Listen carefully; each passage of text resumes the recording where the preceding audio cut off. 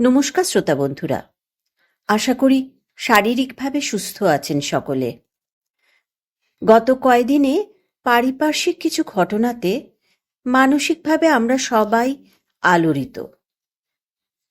এবার আমার গল্প নিয়ে আসতেও তাই অনেকটাই দেরি হলো। কলকাতা শহরের বুকে আরজিকরের ওই নারকীয় ঘটনা মনকে ভীষণভাবে নাড়া দিয়ে গেছে। শুধু কি এই একটাই ঘটনা? এমন আরও কত ঘটনা প্রতিনিয়ত ঘটে চলেছে, যা আমরা জানতেও পারি না। ঝগড়া, মনোমালিন্য, অপছন্দ করা বা হিংসা করা এসব তাও মানা যায়, কিন্তু খুন? নির্দোষ এই ডক্টরকে অমানসিক যন্ত্রণা দিয়ে খুন করল। সারা দেশ এবং বিদেশেও প্রবলভাবে যে ঘটনা নাড়া দিয়ে গেল, তার বিচার আমরা সকলে চাই। দোষীদের দৃষ্টান্তমূলক শাস্তি হোক, যাতে আগামী দিনে আর কোনো মা বাবার কোল, ভাইয়ের বোন, বোনের ভাই, স্ত্রীর স্বামী বা স্বামী স্ত্রীকে এভাবে পৃথিবী ছেড়ে চলে যেতে না হয়। অপরাধ করার আগে দোষী যেন একবার অন্তত ভাবে। আজ এই ভারাক্রান্ত অবস্থায় আমি একটু মন হালকা করার গল্প নিয়ে এসেছি। রচনা নারায়ণ গঙ্গোপাধ্যায়। গল্পের নাম বল্টুদার উৎসাহ লাভ। গল্প পাঠে আমি কৃষ্ণা।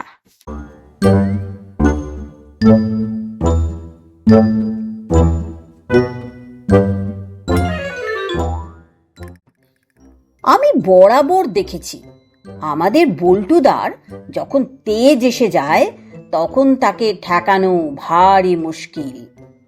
রবিবার সকালে দিব্যি চাটুর্যেদের রকে বসে আছি, আর একটা কাকের পালক কুড়িয়ে নিয়ে আরামে কান চুলকাচ্ছি। হঠাৎ কোত্থেকে বল্টুদা এসে হাজির। বললে, চল বেলা, একটু বেরোনো যাক। কোথায় যেতে হবে? মানে সব বন্ধু বান্ধবদের একটু উৎসাহ দেওয়া দরকার। দেখছিস নে সব কেমন মিলিয়ে যাচ্ছে। শুনে কানের ভেতর আচমকা একটা পালকের খোঁচা লেগে গেল। সে আবার কি? কাকে তুমি উৎসাহ দেবে? যাকে পাই, বুঝলি, চারিদিকে সবাই যেন কিরকম দমে যাচ্ছে। এই তো সেদিন তোর বন্ধু হাবুল সেনকে বললাম, চল হাবলা, একটা অ্যাডভেঞ্চারের ফিল্ম হচ্ছে, দুজনে মিলে দেখে আসি। তোর পকেটে যদি 5 পয়সা থাকে তাহলেই হয়ে যাবে। এখন বললে বিশ্বাস করবি না পেলা, হাবুল একেবারে খ্যাক খ্যাক করে উঠল। আমার নাকের সামনে হাত নেড়ে বলল, থাউক, অত আহ্লাদ করতে হইব না। যাইতে হইলে একাই যামু, তোমারই নিমু কেন? শুনলি একবার কথাটা? দেশের কি অবস্থা হলো বল দেখি। আমি বললুম, দেশের অবস্থা খুব খারাপ, কিন্তু তাই বলে যদি আমাকে উৎসাহ দিতে এসে থাকো তবে সুবিধা হবে না, তা বলে দিচ্ছি।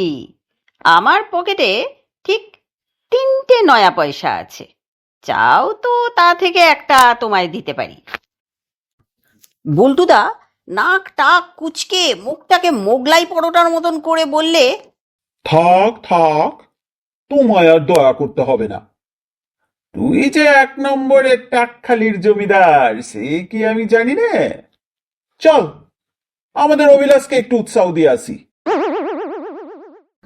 অভিলাষের নাম শুনে আমার কান খাড়া হয়ে উঠল। কোন অভিলাষ? ওই যে সিনেমার সামনে নতুন রেস্তোরাঁ খুলেছে। আবার কি? উৎসাহ দিতে হলে ভালো ভালো লোককেই দেওয়া উচিত।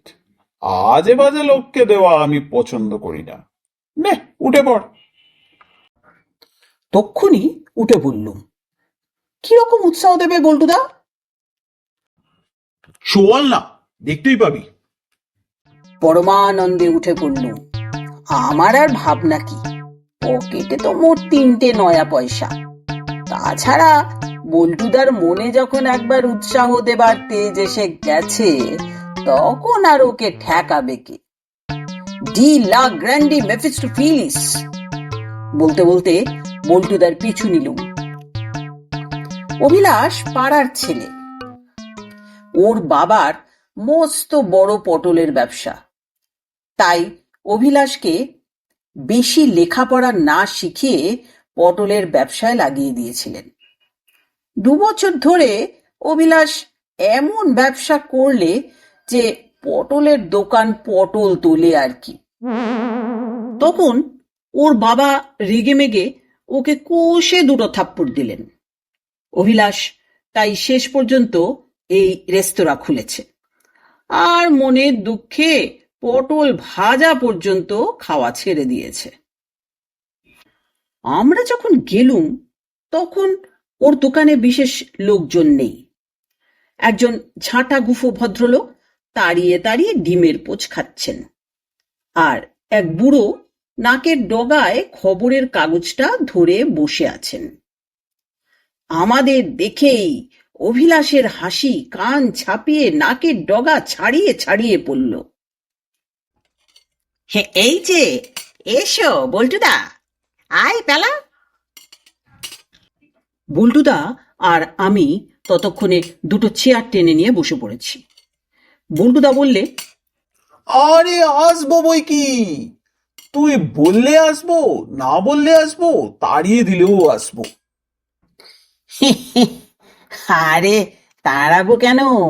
তোমরা হলে খদ্দের, দোকানের লক্ষ্মী। কি খাবে বলো? কি খাবো না তাই বল। তোকে উৎসাহ দেবার জন্যই তো পেলাকে সঙ্গে করে নিয়ে এলুম। তোর কেক খাবো, বিস্কুট খাবো, টোস্ট খাবো, অমলেট খাবো, চপ কাটলেট, মাংস। ও, সেগুলো বুঝি এবেলা হয় না? আচ্ছা বেশ, চপ কাটলেট গুলো সন্ধ্যাবেলা এসেই খাওয়া যাবে তাহলে। এখন চা খাবো, কফি খাবো। যদি আরো বেশি উৎসাহ পেতে চাস, তাহলে তোর কাপ ডিশ চামচে কাঠগুলো খেতে পারি। অভিলাষ দারুণ খুশি হতে যাচ্ছিল, কিন্তু এবারে যেন একটু নার্ভাস হয়ে গেল। তাড়াতাড়ি বললে, না না, কাপ ডিশগুলো বরং। তুই আপত্তি করছিস? আচ্ছা, ওগুলো তবে থাক। আর যদ্দূর মনে হচ্ছে কাপ ডিশ খেতে খুব ভালো লাগবে না, কাঁটা চামচে খাওয়াও বেশ শক্ত হবে। তবে পেয়ালার যদি খুব ইচ্ছে হয়ে থাকে, একটা ভাঙা পেয়ালা বরং ওকে দে, বসে বসে চিবক। আর আমার জন্যে 2খানা প্লাম কেক, 4টে টোস্ট, 2টো ডাবল ডিমের অমলেট। আমি ভীষণ প্রতিবাদ করে বললুম, না, আমি কখনো ভাঙা কাপ খাবো না। আমিও কেক, টোস্ট, অমলেট এইসবই খেতে চাই। হ্যাঁ হ্যাঁ, তুইও খাবি। একটু বস, আমি 5 মিনিটের মধ্যে ব্যবস্থা করে দিচ্ছি। প্রায় নাচতে নাচতে চলে গেল অভিলাষ। বোধহয় ভাবছিল সকালে কার মুখ দেখেই উঠেছে আজকে। কমসে কম 3 টাকা করে 6 টাকার খদ্দের। কিন্তু আমি যদি বল্টুদাকে চিনে থাকি, তাহলে। এদিকে বুড়ো ভদ্রলোক উঠে যেতেই ছো মেরে খবরের কাগজটা তুলে এনেছে বল্টুদা। এক মনে খেলার খবর পড়ছে। বললুম, বল্টুদা। পকেটে টাকা ফাঁকা আছে তো, না তোমার পাল্লায় পড়ে ঠ্যাঙানি খাবো শেষ পর্যন্ত? বল্টুদার নাকের ডগায় একটা মাছি অনেকক্ষণ ধরে পজিশন নেওয়ার চেষ্টা করছিল। খবরের কাগজের ঘা খেয়ে সেটা পালালো। বল্টুদা আমার কথা শুনে উঁচু দরের একটা হাসি হাসলে, বাংলায় যাকে বলে হাই ক্লাস। কে ঠেঙাবে? অভিলাষ? না না, ও তেমন ছেলে নয়। তাই নাকি? আমার খটকা তবুও যেতে চায় না। জিজ্ঞেস করলুম, কি করে জানলে? ও যখন পটলের দোকানে বসতো, জানিস তো, সেই যখন দোকানের পটল তোলার জো হয়েছিল, সেই সময় একদিন ও একা দোকানে বসে রয়েছে, 2জন লোক এসে হাজির। একজন বললে, খোকা, আমায় পটলডাঙ্গার টেনিদার বাড়িটা চিনিয়ে দিতে পারো? ও বললো, ওই তো বাটার দোকানের পাশ দিয়ে চলে যান। শুনে লোকটা বলল, আমি কলকাতায় নতুন এসেছি ভাই, পথঘাট কিছু চিনি নে, একটু আসবে সঙ্গে? অভিলাষ বললে, আমি যে দোকানে একা আছি। লোকটা বললে, তাতে কি, আমার সঙ্গের বন্ধুটি তোমার দোকান পাহারা দেবে। শুনে অভিলাষ তো তাকে এগিয়ে দিতে গেল। পটলডাঙ্গার গলিতে ঢুকেই লোকটা একদম ভ্যানিস। ও মশাই, কোথায় গেলেন বলে অভিলাষ 1 ঘন্টা ধরে চেঁচিয়ে মিথ্যে গরু খোঁজা করে ফিরে এসে দেখে লোকটার সঙ্গীও নেই আর নেই। বললুম, কি নেই? বল্টুদা বললে, এক ঝুড়ি পটল। ভীষণ মন খারাপ করে অভিলাষ হিসাবের খাতায় লিখে রাখলে 7 সের 13 ছটাক পটল কেহ বাকিতে লইয়া গেল। তাহার নাম ঠিকানা কিছুই অবগত হইতে পারিলাম না। আর সে হিসেব দেখে ওর বাবা কি করলে? বল্টুদা চোখ মিটমিট করে বললে, পরে বলবো, ওই যে অভিলাষ আসছে। সত্যি অভিলাষ আসছে। নিজে হাতে করে আনছে 2টো প্লেট, তাতে ডাবল ডিমের অমলেট, 2টো করে প্লাম কেক আর 4টে করে টোস্ট। বাহ, তোফা! তারপর প্রায় অভিলাষের হাত থেকে প্লেট কেড়ে নিয়েই খাওয়া শুরু করে দিলে। আর আহ্লাদে মুখ করে পাশে দাঁড়িয়ে রইল অভিলাষ। কি খুশি! অমলেট কেমন হয়েছে বল্টুদা? হাসা, তোমায় তো উৎসাহ দিতেই এলুম অভিলাষ।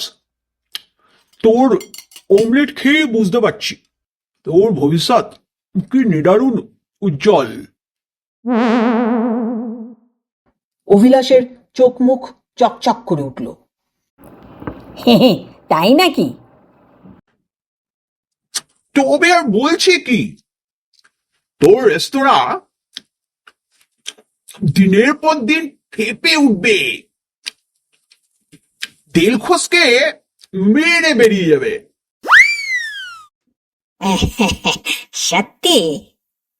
তাছাড়া কি, তারপর তোর রেস্তোরাঁ আরো বড় হবে, গ্র্যান্ড হোটেলকেও ছাপিয়ে উঠবে। গ্রেট ইস্টার্ন ফিরপোতে না গিয়ে দলে দলে লোক ছুটে আসবে তোর দোকানে। চাঙুয়ার চাউ চাউ হাউ হাউ করে কাঁদতে থাকবে, আর তুই গদি আটা চেয়ারে বসে খালি টাকা গুনতে থাকবি। বক্তৃতা আর খাওয়া সমানে চলছে বল্টুদার।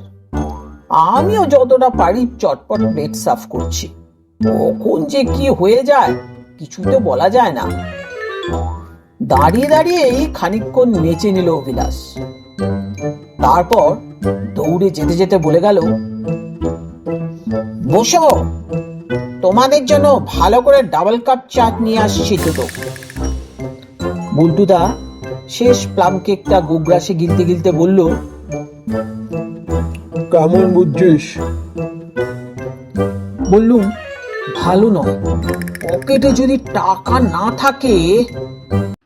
টাকা টাকা কি হবে? উৎসাহ দেওয়ার শক্তি থাকলেই যথেষ্ট। দেখছিস না এর মধ্যে কেমন নাচতে শুরু করেছে অভিলাষ। আর তাও ভেবে দেখ পেলা, ছট করে কেমন ওর রেস্তোরাঁটাকে গ্র্যান্ড হোটেলের চাইতে বড় করে দিলুম। আর কি চাই? মুখে বললেই তো হয় না। মুখে বলবো না তো কান দিয়ে বলবো নাকি? কান দিয়ে কি বলা যায়? অবশ্যই নাক দিয়ে কেউ কেউ ঘুমের সময় বলে বটে, কিন্তু কি যে বলে তা বোঝাই যায় না। বোধহয় হিব্রু বলে, নাকি জার্মান ভাষা। ঘু ঘুর ঘু ঘুর। আচ্ছা, চীনে ভাষা না তো? তোর কি মনে হয় পালা? নাকের ডাকের ভাষাটা যে কি তা বুঝবার আগেই অভিলাষ চা আনলে। কি মনে হয় তার বলতে পারলুম না। আমি আর বল্টুদা বেশ মন দিয়ে চাটা শেষ করলুম। তারপর ধীরে সুস্থে মোটা 2 ঢেকুর তুলে বল্টুদা উঠে দাঁড়ালো। আমিও তক্ষুনি একেবারে দোরগোড়ায়, এইবার যা হওয়ার হবে। বল্টুদা বললে, এই জোর খাইছিস। দেখ না, বছর ঘুরতে না ঘুরতে তুই দেলখুসকে মেরে দিবি, তারপর ফিরবো গ্রেট ইস্টার্ন। আনন্দে অভিলাষ হাঁসের মতন হাঁসফাঁস করতে লাগলো। তাহলে চলি। এই যে বিলটা। অভিলাষ একখানা কাগজ এগিয়ে ধরল। 5 টাকা 12 আনা। কিসের বিল?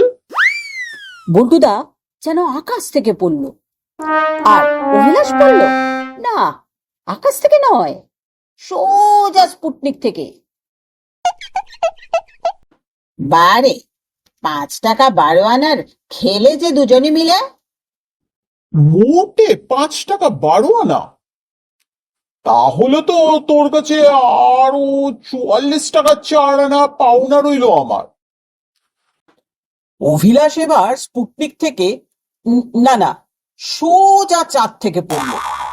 5 বার খাবি খেয়ে বললে, 44 টাকা 4 আনা মানে? আমি আবার কবে তোমার থেকে টাকা নিয়েছি? কখনো না, তুমি 1 পয়সাও পাও না আমার কাছ থেকে। বটে, বসে বসে 50 টাকার উৎসাহ দিইনি অতক্ষণ? বলিনি লেগে থাকো বিলাস, শেষে গদিয়াটা চেয়ারে বসে টাকা গুনবি। সেই থেকে তো মনে 5 টাকা 12 আনা শোধ হলো।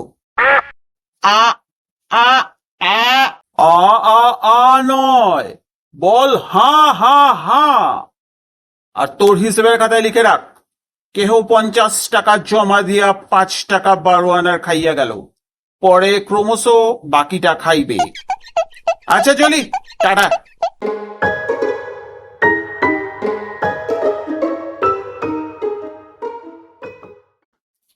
অভিলাষ কিছুই বলতে পারল না, একেবারে হা করে দাঁড়িয়ে রইল শুধু। কিন্তু রাস্তায় বেরিয়ে আমার মনটা ভারী খারাপ হয়ে গেল। বেচারা অভিলাষ, বল্টুদার পাল্লায় পড়ে ওকে অমন ভাবে ঠকানোটা একদম ঠিক হলো না। না খেলেই ভালো হতো বল্টুদার সঙ্গে, কিন্তু আমি কি করতে পারি? আমার পকেটে তো মোটে 3টে নয়া পয়সা ছাড়া কিচ্ছু নেই। যদি কোনোদিন জোগাড় করতে পারি, ওর টাকা আমি নিশ্চয়ই শোধ করে দেব। ভীষণ রাগ হলো বল্টুদার উপর। ট্রামে উঠতে যাচ্ছি, বল্টুদা ঠ্যাং ধরে আমায় টেনে নামালো। কোথায় যাচ্ছিস? যাবো একবার বলাই ডাং লেনে। ও হো হো, আমাদের পাঁচু গোপালের বাড়িতে? তা চল চল, ওর ক্ষেমঙ্করী পিসিমা বেশ ভালো খাওয়ায়। কি রাক্ষস দেখেছো? এক্ষুনি অভিলাষের মাথায় কাঁঠাল ভেঙে এতগুলো খেয়ে এসেছে, আবার এক্ষুনি খাই খাই করছে। বললুম, আজ গিয়ে সুবিধা হবে না। পাঁচু গোপাল ফুটবল খেলতে গিয়ে পা মুচকে পড়ে আছে। পা মুচকে পড়ে আছি? আহা হা হা হা। তাহলে তো ওকে উৎসাহ দেওয়ার জন্য আরো বেশি করে যাওয়া দরকার। চল চল। একটা হ্যাঁচকা টানে বল্টুদা আমায় ট্রামে তুলে ফেললে। পাঁচু গোপালের বাড়ি গিয়ে কড়া নাড়তে ওর ক্ষেমঙ্করী পিসিমা দরজাটা খুলে দিলে। বল্টুদা সঙ্গে সঙ্গে এক মুখ দাঁত বের করে ফেললে, বলেই গেল বলতে গেলে, মানে পাঁচু কেমন আছে দেখতে এলুম পিসিমা। আহ বাবা, আয় আয়। বাচ্চা আমার আজ 2 দিন থেকে মন মরা হয়ে শুয়ে আছে। সেই জন্যই তো এলুম। শরীর খারাপ বলেই তো ওকে ভালো করে উৎসাহ দেওয়া দরকার। আই দে বাবা, আমি তোদের জন্য কটা তালের বড়া ভেজে আনি। সত্যি তালের বড়ার গন্ধে বাড়ি মো মো করছিল। উল্টুদা মুখটাকে ছুঁচোর মতো ছুঁচলো করে চুপি চুপি বললে, দেখলি তো পেলা? কেমন প্রেম সে গরম গরম তালের বড়া খাওয়া যাবে। কপাল ভালো থাকলে এমনি হয়। এখন চল দেখি পিচোটা কি করছে।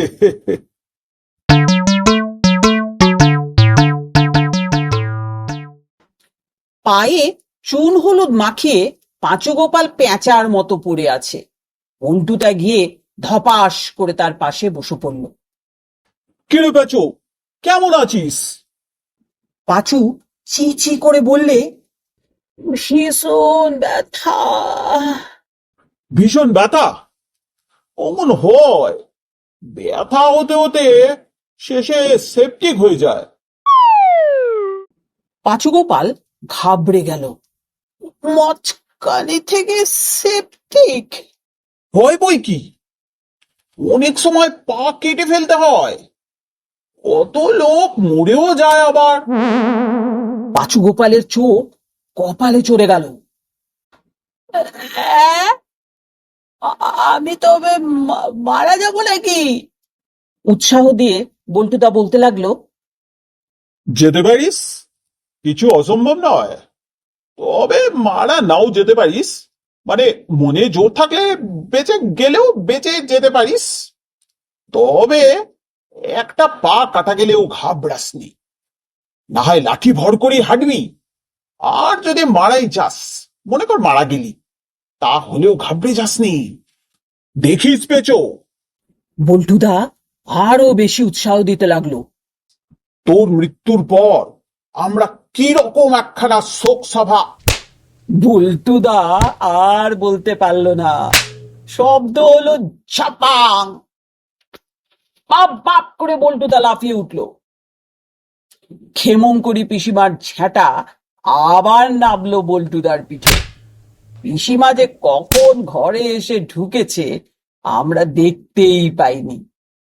বিকট রকম দাঁত খিচিয়ে ক্ষেমংকরী পিসিমা আকাশ ফাটিয়ে চেঁচাতে লাগলো, তবে রে অলপ পেয়ে নচ্ছর ড্যাকরা হাড় হাবাতে আমার পাঁচু ঠ্যাং কাটা যাবে, আমার পাঁচু মারা যাবে। তার আগে তোরই মরণ ঘনিয়েছে, দেখে নে। ও বাবা রে, গেছি গেছি গেছি। বলে বল্টুদা ছুটলো, পেছনে ছুটলো ঝ্যাঁটা হাতে ক্ষেমংকরী পিসিমা। কি আর করা, আমাকেও ছুটতে হলো সঙ্গে সঙ্গে। সন্ধ্যাবেলা গেছি বল্টুদার বাড়িতে। গায়ে ব্যান্ডেজ বেঁধে পড়ে আছে বল্টুদা। ঝ্যাঁটার ঘায়ে বল্টুদাকে একেবারে বিধ্বস্ত করে দিয়েছে ক্ষেমংকরী পিসিমা। উৎসাহ দেবার পালা এবার আমার। বললুম, কিছু ভেবো না বল্টুদা, ঝ্যাঁটার ঘায়ে যদি সারা গা সেপটিক হয়ে যায়, যদি তুমি মারাই যাও, তা হলেও কিছু চিন্তা করো না। অভিলাষের দোকানে তোমার যে 44 টাকা 4 আনা পাওনা আছে, সেটা আমি খেয়ে আসবো খন। কিন্তু বল্টুদা একদম উৎসাহ পেল না।